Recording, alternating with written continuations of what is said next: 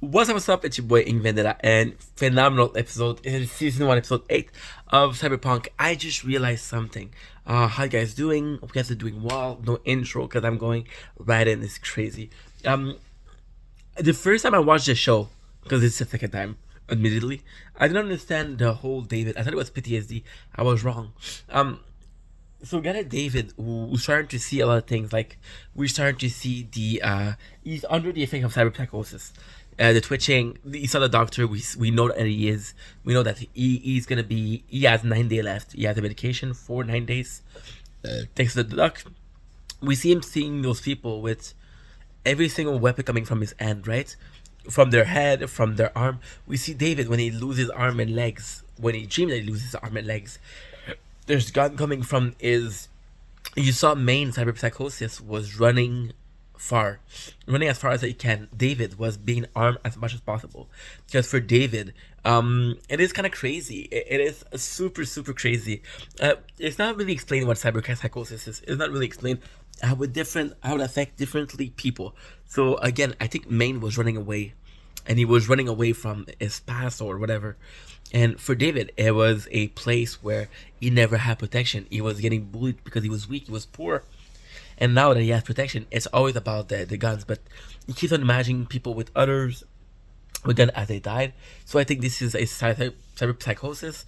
We're seeing Lucy, and the fact that she's basically, we see him almost get killed because of his past. We see him thinking about his mom, thinking about Maine, and we know he's aware that he's going cyber psychosis. I think he thinks about his mom and Maine and what he has to do to, because they left him a mission, right? They left him a burden, and it's a lot for.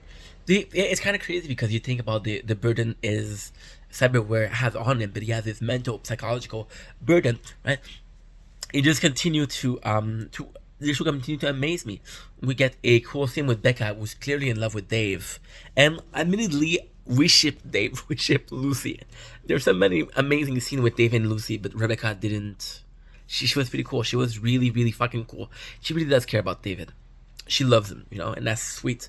We see the crew being divided. We see Kiwi betraying the group. We're seeing Faraday be in trouble, and people, they hate Faraday because Faraday is the fixer.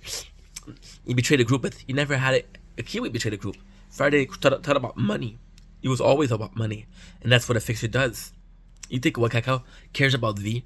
You think Rebecca Jones care about V? No, they care about the job. And to me, this episode was crazy because they stop everything. They're willing to let David stop, and it's never talked about how financially able he is. If he could stop working right away, right? And it's always about like. It's always about like you don't need to fight anymore, but you feel the pressure. It feels like, and we saw that in the last episode. It was a master edge runner, and he had a rookie with him. So maybe he feels that he has to train the next generation. It's hard to pinpoint Dave as a character. I mean, he's a really good character, but it's hard to understand how he thinks. It's hard to not really well explain, which is understandable for anime with only 10 episodes. That was the episode. I love you guys. Peace.